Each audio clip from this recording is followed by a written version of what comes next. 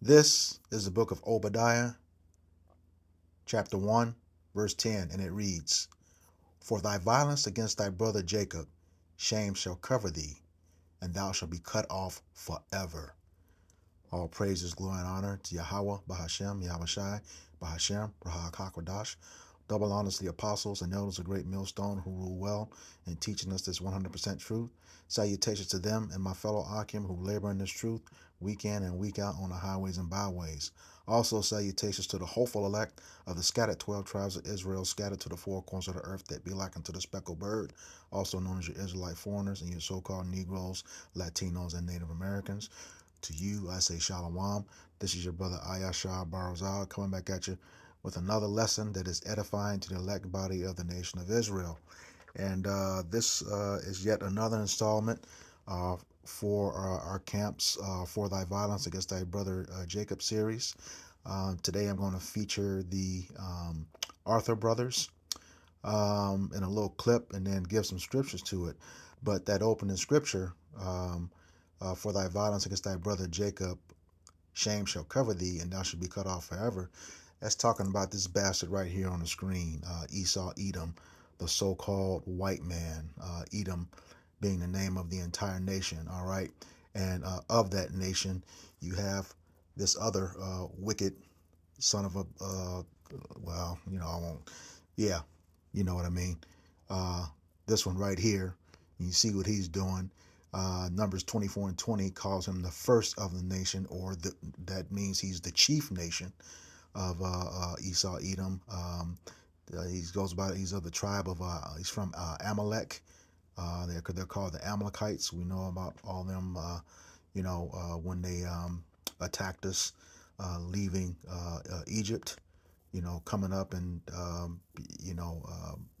killing our feeble and our old. This is just a wicked son of a gun here, and his wickedness is being exposed every day, as you can see it. The 1948ers, the small hatters, the people that's who have defiled the Holy Land that they're occupying right now, and now committing genocide against a nation of people. Well, they try to do it to us too. So, but as the scriptures say, the Lord will not cast away His people. All right. So yeah, that's who we're dealing with here, Esau, Edom, and this guy, or this group of people are the direct descendants of Esau, Edom. I think it was Esau married Timnah, and bare a son named Eliphaz. Okay, and from Eliphaz came Amalek. All right, and they call themselves the Dukes, and those are the Dukes of Edom. And if you notice, the people who call themselves the royals over in the UK, they also call themselves Dukes too. Okay, but in our book, they ain't shit. And it's getting to that point where they're being proved, cowards to the fullest, using their sword, and that's what they were blessed with. So, and their sword is any type of instrument of harm or killing, you know, and that's what they're doing, and they have the Babylon the Great, aka United States, backing them. So, all right. So without further ado, here's this clip, and like I said, I'll put some scriptures to it shortly thereafter. Here we go. Black history stories you've never heard before. In June 1920, brothers Herman and Irving Arthur got into a dispute with their landlord and boss, John Henry Hodges, and his son, William Hodges. On June 29th, the Hodges went to the Arthurs' home and threw their food and furniture in the yard. They held a gun to the Arthurs and their three sisters. On July the 2nd, 1920, the Hodges pulled guns on the Arthurs again, but this time, one of the Arthurs got a weapon of his own and shot and killed the Hodges. Police arrested the Arthur brothers. Authorities also took their three sisters in. 4 days later, a mob took the Arthur brothers from jail and burned them alive while 3,000 people watched. Their sisters, ages 14, 17, and 20, were violated by a group of 20 white men in the basement of the local jail. Their violators gave them some food, and then allowed them to leave. Black History Stories. All right. All right. That was it.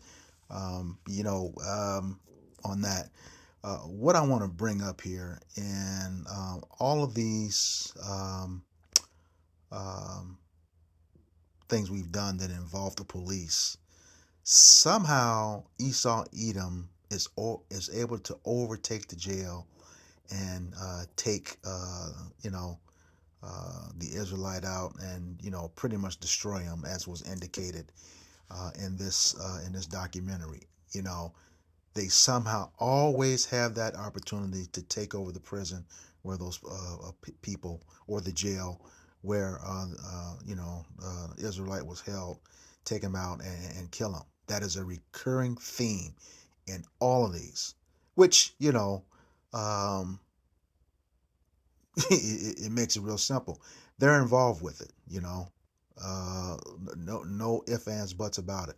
They are definitely involved with it, and I say that because the police, showing this here, are derived from the slave patrol.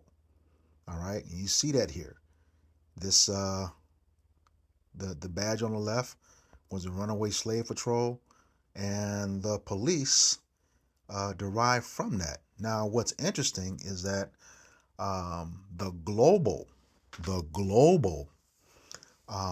oath of a police officer is to the Constitution and the Bill of Rights, also better known as the First 10 Amendments. Well, Jake and other folks, did not become citizens until the 14th Amendment. All right. So to this very day, when we encounter the police, they don't have to protect us because their oath, doesn't allow them to. That's how they write those grievous laws. All right, to the loopholes so they can get out of stuff. But interestingly, when you look at both of these badges, they are eerily similar, and it's no coincidence, shaped just like this. All right, see that? 6 points.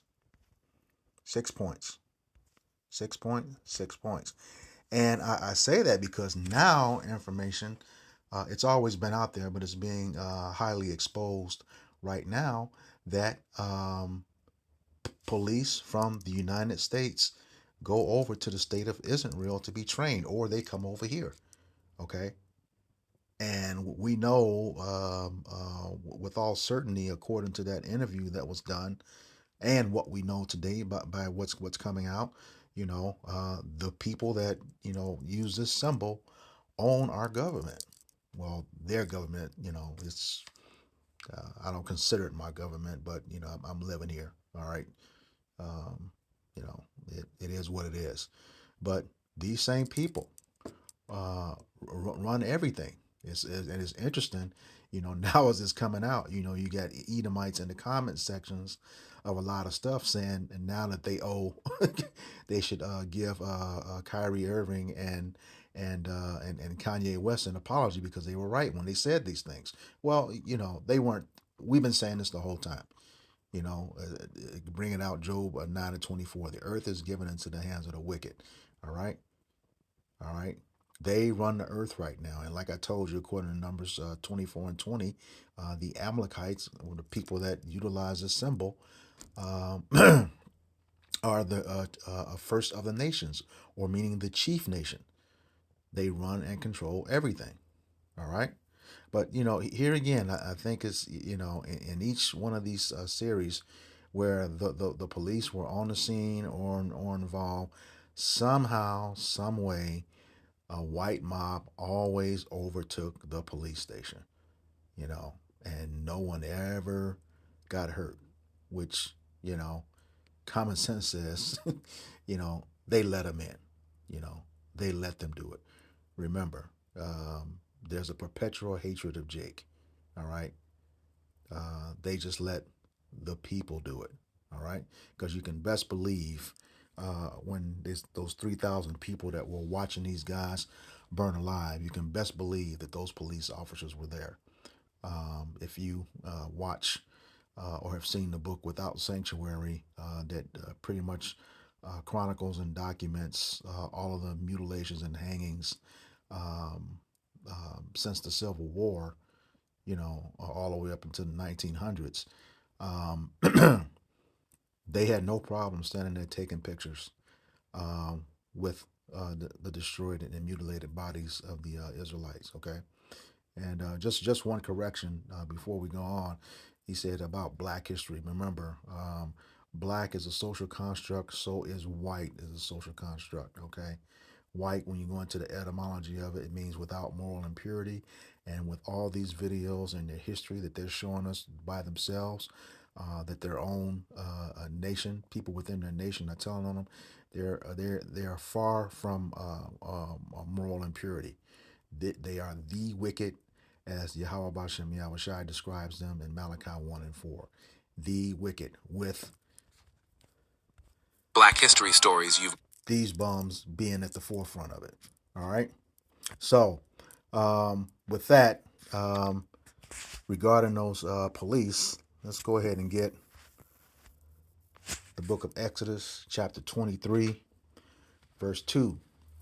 And it reads, Thou shalt not follow a multitude to do evil, neither shalt thou speak in a cause to decline after many to wrest judgment. All right. So, using their own words, even though there's no record that the cops were involved with those two brothers being removed from the jail. Okay, use their own stuff. Your silence is being complicit. All right, your silence was complicit, and you help. Your nonverbal words. Did speak in the cause of decline after that mob to rest judgment on those two men. You know, now it was known twice. You threatened them once and then came back days later. Okay, after you destroyed their home, threw their furniture out and their food out. You know, you came back a second time. Were they not supposed to defend themselves? You know, and then you went on to um, um, what did it say? Violated the three sisters. We know what that means. It was more than violate and then give them some food and send them on their way. Okay, and according to that story, nothing happened. This this is the book of Psalms, chapter 73 and verse 5, and it reads, They are not in trouble as other men, neither are they plagued like other men. And that's the thing. It's your world. All the laws are in favor of you, but deep down, this goes back to that whole thing with Cain. If anyone touched you, they were going to get it worse. You know, in what chapter was that? Genesis chapter 4. After Yahweh Bashem Yahweh Shai put that mark on him and exiled him. Okay, he went to the land of Nod. All right. If anyone touched Cain, he was going to get it sevenfold. And then his descendant Lamech took it even further than that. Okay. Through the spirit, we know that Esau is Cain. A whole lot of clues in Genesis 4 that Esau is Cain. All right, that's another lesson. All right, but yeah, like I said, you put your hands on their sisters who had nothing to do with it. Again, that goes back to that perpetual hatred, according to Amos 1:11, verse 6. Therefore, pride compasseth them about as a chain, violence covereth them as a garment. I mean, just violent, murderous individuals. It can, like I said, it can pass you like a chain. You iced out in pride. Okay. And we know what the scriptures say, pride goeth before the destruction, a haughty spirit before the fall. All right, you're going to meet that destruction, but and that time is coming quickly. And it says, violence cover you as a garment. You're just dressed in cruelty. You know, you can see it on you. All right. And like it says, you're not in trouble as other men. It appears that you're right now getting away with everything you want to. All right, and it's truthfully it's vexing because we know what the end is. We just wanted to man, we're just waiting for the Lord to pull that trigger when it's our turn to return. But right now, it seems like you are getting away with well, you are getting away with murder, and not having to pay for it. Your track record is terrible in this country when it comes to Jake. Absolutely terrible. And when I say Jake, I mean all 12 tribes, everyone, the so called Negroes, Latinos, and Native Americans. All right? Your track record is terrible, and you've not paid for anything to date yet. All right? But that's going to change. This is the book of Ecclesiastes, chapter 8.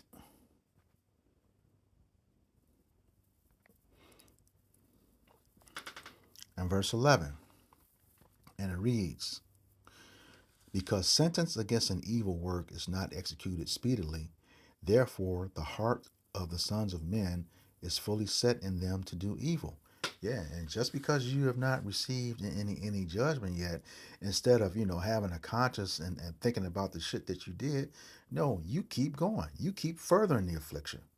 Okay? As history proves. All right? You keep furthering the affliction. And like I said, it seems like you're not in trouble for anything. All right? This is what's saying here in verse 12. Though a sinner do evil 100 times, and his days be prolonged, yet surely I know it shall be well with them that fear Yahweh Bashem Yahushai, which fear before him. Okay, so it seems like you're getting away with a whole lot. All right, but justice will be served at the end of the day, and we're going to prove that here in the scriptures. All right, you will have to pay for everything that you've done. All right, no doubt about it. This is the book of Ezekiel, chapter 35, verses 5 and 6. Verse 5, and it reads, because thou hast had a perpetual hatred and hast shed the blood of the children of Israel by the force of the sword in the time of their calamity, in the time that their iniquity had an end. And, that's a clue right here. It says by the force of the sword. Okay? Your hatred has been perpetual ever since that birthright, going all the way back to Genesis 27. Okay? You're pissed off about that birthright, and your hatred is perpetual for the nation of Israel. Okay? We know in that same chapter, Genesis 27, that the sword was your blessing. The scriptures tell us that, that the wicked, who was Esau, Edom, the wicked, according to Malachi 1 and 4, you are the sword of the Lord, according to Psalm 17 and 13. All right? And, like I said, you just kept going, didn't know when to quit, all right? It was perpetual, nonstop to this very moment, all right? Verse 6, and it reads, therefore, as I live, saith Yahweh our power, I will prepare thee unto blood, and blood shall pursue thee. Set thou not hated blood, even blood shall pursue thee. All right? Everything you dished out, you got coming back. And double. Okay? Double. Your cup is going to be filled double, according to Revelations 18, 5 and 6. Okay? It'll be in righteousness, but you're going to get it double. All right? Thus saith the scriptures. All right? This is Colossians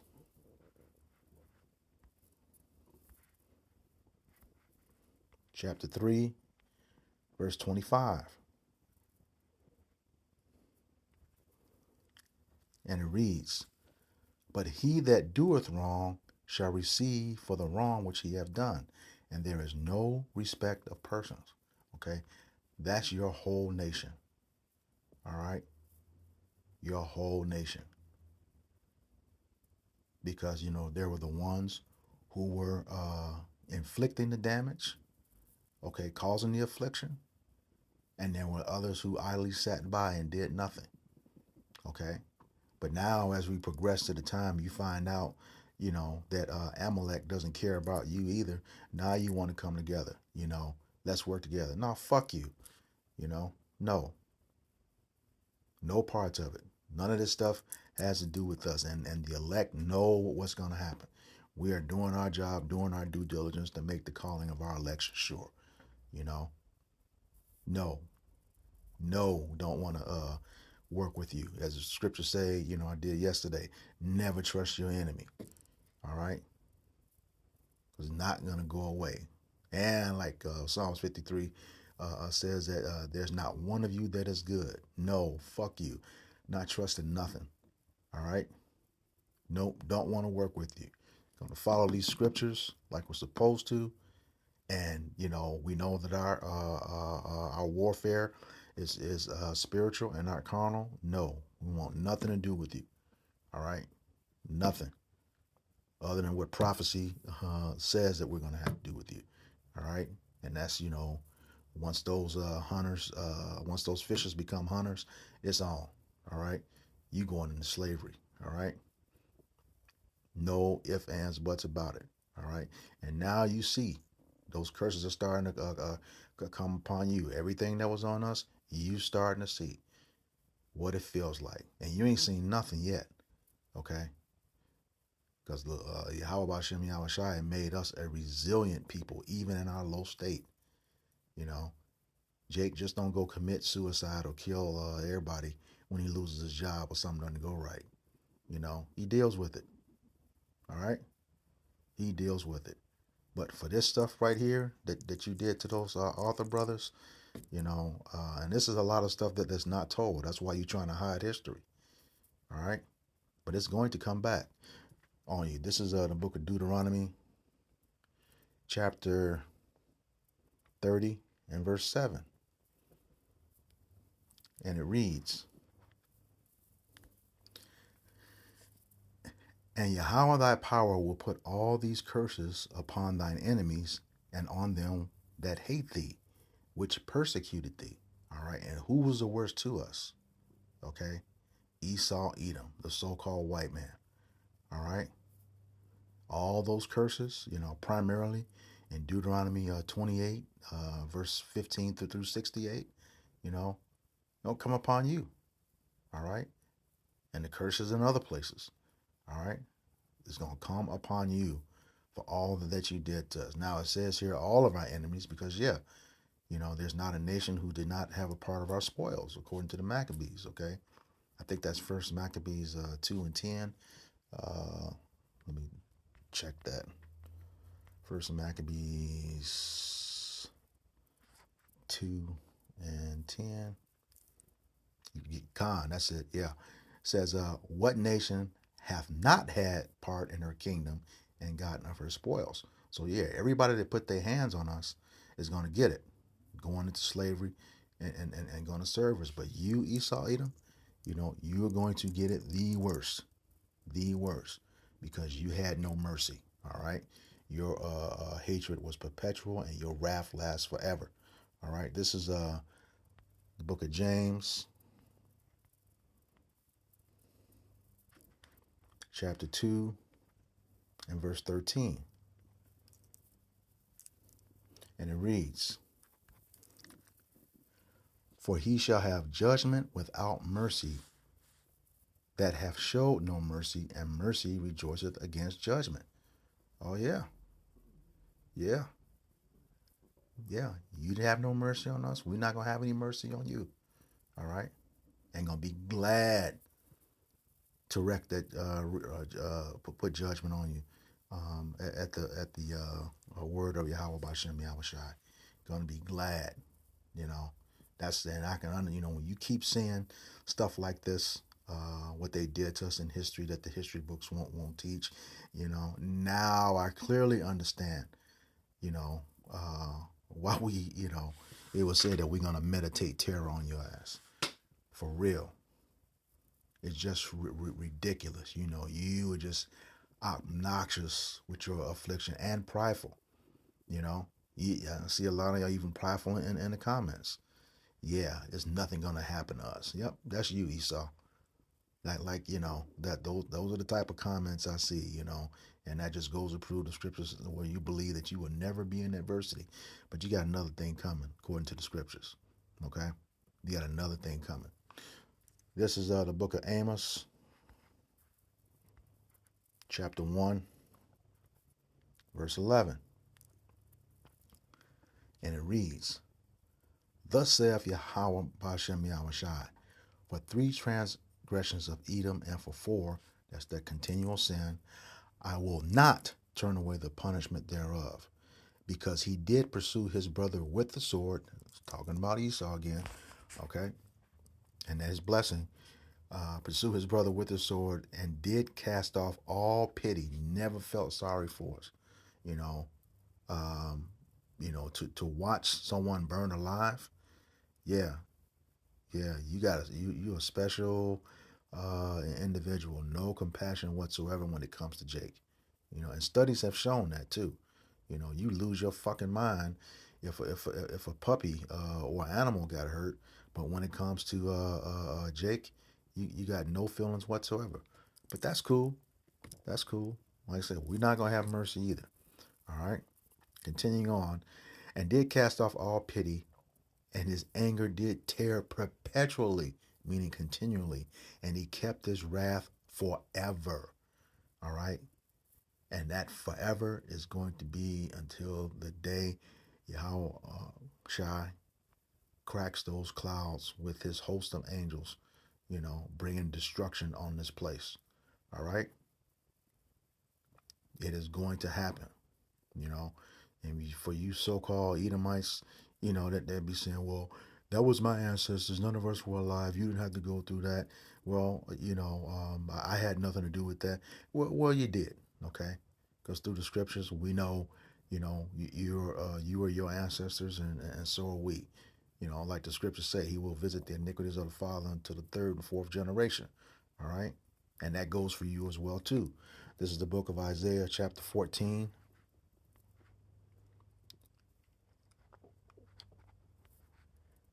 verses 21 and 22. Verse 21, and it reads, "Prepare slaughter for his children for the iniquity of their fathers." You're going to have to pay for what your forefathers did, okay? "That they do not rise, nor possess the land, nor fill the faces of the world with cities." You will never be in fucking rulership ever again once Yahweh Shai and the angels and the elect take you down, and when judgment day gets here. All right? You will never be in rulership again. Once you come down, it's downhill now, but you ain't seen downhill yet. All right? Verse 22, "For I will rise up against them, saith Yahweh Bashem Yahushai of hosts, and cut off from Babylon the name and remnant and son and nephew, saith Yahweh Bashem Yahushai." Notice that right here. He says the name of Edom is going to be gone, okay? The remnant and son and nephew, your whole seed line is going to be wiped out completely, okay? After you serve, your time in slavery. Like I said, it's going to be twice as long and twice as hard, all right? And some of you are trying to get past the judgment of the scripture by, identifying as something you weren't born as, okay? Don't matter what you wear, how you dress up, what you cut off, what you identify as. You still got a prostate, buddy. All right? You still got a prostate. Period. All right? So you're going to be out of here. Okay. And again, if you still don't believe you're going to receive the judgment of your forefathers, let me get this other precept. This is the book of Second Ezra, chapter 14, verse 35. And it reads, "For after death shall the judgment come, when we shall live again." Yeah, coming back in another generation. All right. If you don't get it this round, you're not gonna escape it. You're gonna get it. You're gonna get it one way or the other at that judgment. All right. Continuing on, and then shall the names of the righteous be manifest, and the works of the ungodly shall be declared. Yep. You're gonna pay for all of this shit you've been doing to us since we've been over here. All right.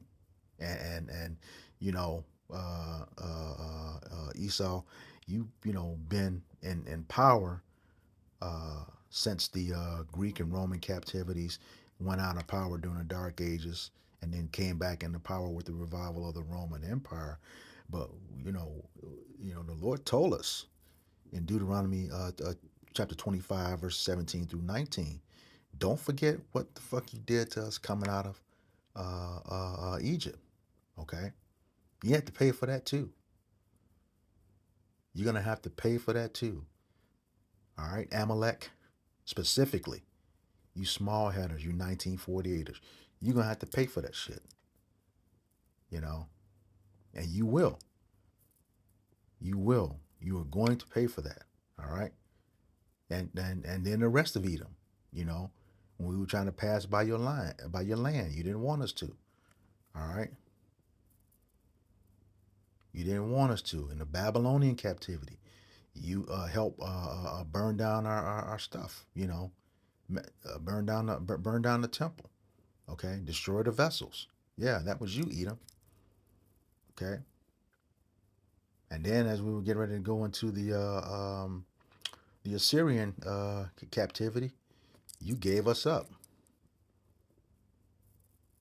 You gave us up. I think that account is in the book of Judith. Mm-hmm. Yeah, you gave us up. So yeah, you got a lot of shit to pay for. A lot of stuff to pay for. All right, and with respect to what this white mob did to those two brothers, well, the same thing is going to happen not only to you but your entire nation when your time is up for good. This is the book of Obadiah, chapter 1, verse 18, and it reads, "And the house of Jacob, the southern kingdom, shall be a fire, and the house of Joseph, the northern kingdom, a flame, and the house of Esau for stubble." Stubble. Like, nothing human recognized. Stubble. Okay? "And they shall kindle in them and devour them, and there shall be not any remaining of the house of Esau. For Yahweh Bahashem, Yahweh Shai, have spoken it." You got a bitter end coming. Manifest Destiny Part 2. All right. So with that, I hope this lesson was edifying for the elect body of the nation of Israel. Once again, I'm going to give all praises, glory, and honor to Yahweh, Bahashem, Yahweh Shai, Bahashem, Raha HaKodash. Double honors to the apostles and elders of Great Millstone who rule well in teaching us this 100% truth. Salutations to them and my fellow Akim who labor in this truth week in and week out on the highways and byways. Also, salutations to the hopeful elect of the scattered 12 tribes of Israel, scattered to the four corners of the earth that be like unto the speckled bird, also known as your Israelite foreigners and your so-called Negroes, Latinos, and Native Americans. To you, I say Shalom, Kwam Yasharala. All right. Hold on, elect body. We got next. We almost home. We almost home. And prophecy is revealing itself every day. All right. Shalom.